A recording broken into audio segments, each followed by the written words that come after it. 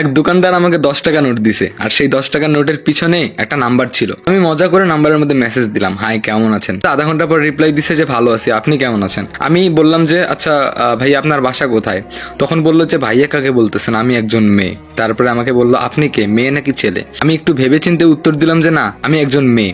তখন বললো যে আচ্ছা আপু আপনার নাম কি। আমি বললাম যে আমার নাম তানিশা, আপনার নাম কি। তখন বললো যে আমার নাম রূপা। আমি বললাম যে ও আচ্ছা ভালো তো।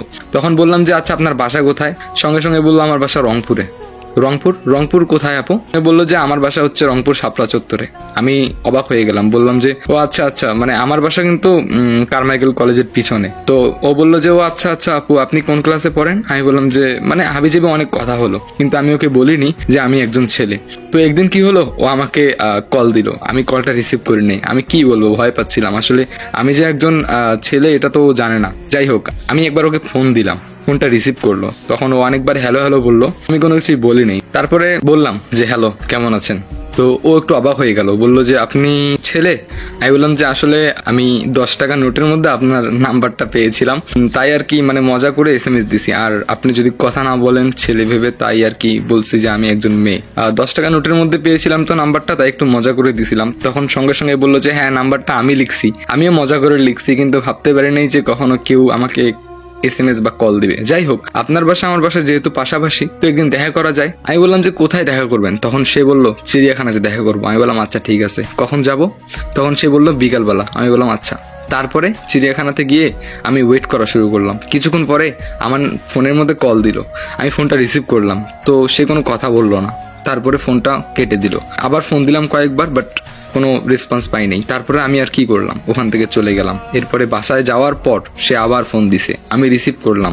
বললাম যে আপনি এটা কি করলেন, আসার কথা বলে আসলেন না, চলে গেলেন। তখন সে বলল যে আমি আপনাকে কিন্তু দেখছি। আমি বললাম আপনি আমাকে দেখছেন, তবে আমারও তো আপনাকে দেখা উচিত তাই না। কথা বলতাম, দুজন পরিচয় হতাম, আরো ভালো লাগতো সামনাসামনি কথা বললে। তখন সে বলল যে আরেকদিন দেখা করব। আমি অবাক হয়ে গেলাম, কিরে ভাই আমাকে দেখে চলে গেল, অথচ আমি দেখলাম না। তারপর আরেকদিন দেখা করার প্ল্যান করলাম। আমি বললাম যে আচ্ছা ঠিক আছে, এবার যেহেতু আপনি আমাকে দেখছেন আমি আপনাকে দেখিনি, তো এবার আমিও আপনাকে দেখবো, আপনিও আমাকে দেখবেন। বলেন এবার কোথায় দেখা করব। তখন সে বলল চলো এবার চিকলি বিলে যাই। আমি বললাম যে ও আচ্ছা চিকলি বিলে, ঠিক আছে ডান। তারপরে আমরা শুক্রবারে দেখা করার প্ল্যান করলাম। কিন্তু আমার যতটা আনন্দ হচ্ছে তার থেকে একটু বেশি ভয় হচ্ছে, কারণ আমার পকেট ফাঁকা। আর চিকলি বিলে ঢুকলে শুধু টাকাই টাকা। কোনো মতে ফ্রেন্ডের কাছে ধার ধুর কইরা চিকলি বিলের সামনে যা দাঁড়িয়েছিলাম। একটু পরে ম্যাডাম আসলো, আয়সা বলল কি অবস্থা, ভালো আছেন।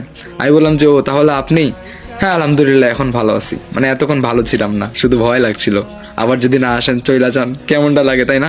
তখন আমাকে বলল বাহ আপনি কেন যেন আজকে খুব খুশি। আমি বললাম যে হ্যাঁ খুশি তো হবই, কারণ ফার্স্ট টাইম কোনো একটা মেয়ের সঙ্গে মিট করতেছি, তা আবার এত দামি একটা জায়গায়, পকেট তো ফাঁকা। তখন বললো কিছু বললেন। আমি বললাম না না কিছু বলিনি, চলুন। তারপরে ভিতরে গেলাম, ভিতরে গিয়ে বসলাম। সে আমার সম্পর্কে জানলো, আমি তার সম্পর্কে জানলাম।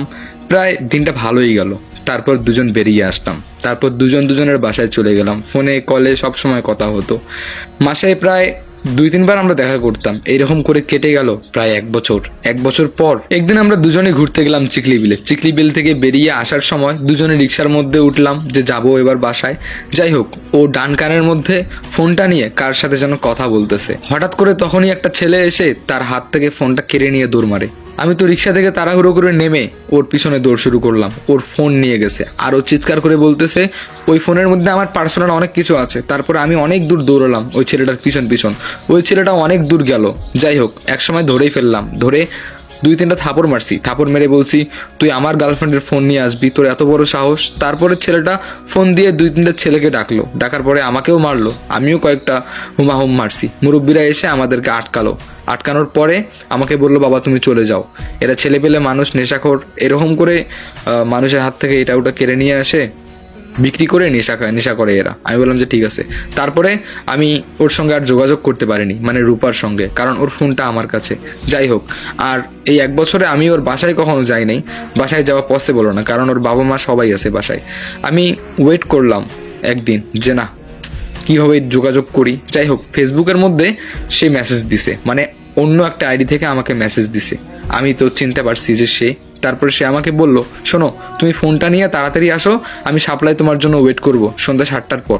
আমি বললাম আচ্ছা ঠিক আছে। তারপরে আমি চলে গেলাম সাপ্লাই, কিন্তু সাপ্লাই গিয়ে তার আমি দেখা পেলাম না। অনেক খোঁজাখুঁজি করলাম কিন্তু পেলাম না, ছটপট লাগতেছে।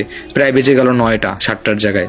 দুইটা ফ্রেন্ড আসলো, দুইটা ফ্রেন্ডের সঙ্গে কথাবার্তা বলতেছি, কথাবার্তা বলতে বলতে 10টা পার হয়ে গেল, তারপরেও দেখা নাই।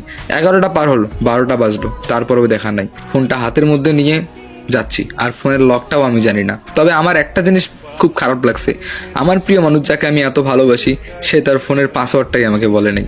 যাই হোক, হেঁটে হেঁটে যাচ্ছিলাম কারমাইকেলের দিকে, কারণ অত রাতে রিক্সা ভাড়াও বেশি চাই, অত টাকাও আমার কাছে নাই। একা একা হেঁটে হেঁটে যাচ্ছি, হঠাৎ করে দেখতেছি একটা ছেলে হাতের মধ্যে ব্যাগ নিয়ে আর একটা বোরকা পরা মেয়ের হাত ধরে খুব জোরে দৌড়ে আসতেছে।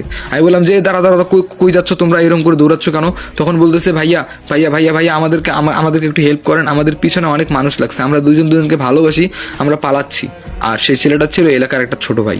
যাই হোক, তো অনুমতে একটা ফ্রেন্ডের বাইক নিলাম, নিয়ে বললাম যে ছোট আর তুমি আমার বাইকে উঠো, আমি তোমাদেরকে টার্মিনালে নামাই দিয়ে আসতেছি। তারপরে তাড়াহুড়ো করে ওদেরকে বাইকে নিলাম, বাইকে নিয়ে টার্মিনালে গিয়ে নামাই দিলাম, নামাই দিয়ে বললাম যে তোমরা চলে যাও বাসের মধ্যে, বাসে করে চলে যাও। ছেলেটা বললো যে ভাইয়া অনেক ধন্যবাদ।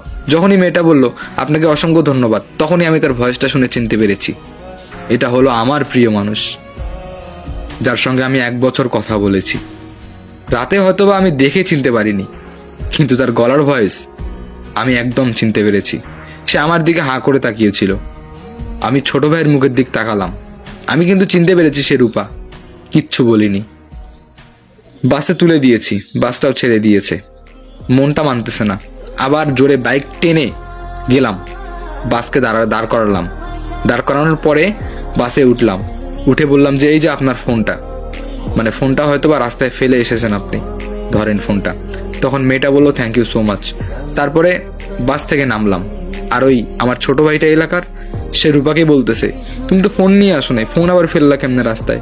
তখন রূপা বললো তুমি বুঝবা না, আমি ফোন নিয়ে আসছিলাম, তোমাকে বলি নাই। যাই হোক, বাইকে গিয়ে বসলাম, বাস আবার ছেড়ে দিল। খুব কষ্ট লাগতেছে, যাকে এতদিন বিশ্বাস করলাম সেই মানুষটা কিনা অন্য একটা ছেলের হাত ধরে চলে যাচ্ছে, আর সে আমারই এলাকার একটা ছোট ভাই, আর আমি তাদেরকে বাসে তুলে দিলাম। গল্প কিন্তু এখানেই শেষ নয়, বড় একটা কাহিনী আছে। তারপরে হঠাৎ করে একটা মেয়ে একটা ছেলের হাত ধরে পালিয়ে যাবে, আর আমি এতদিন মেশার পরেও জানবো না? কাহিনীটা একটু অন্য না? সো গাইস, এটা হলো পার্ট 1 সম্পূর্ণ। এখন আপনাদের উপর ডিপেন্ড করবে পার্ট 2 চান কি চান না।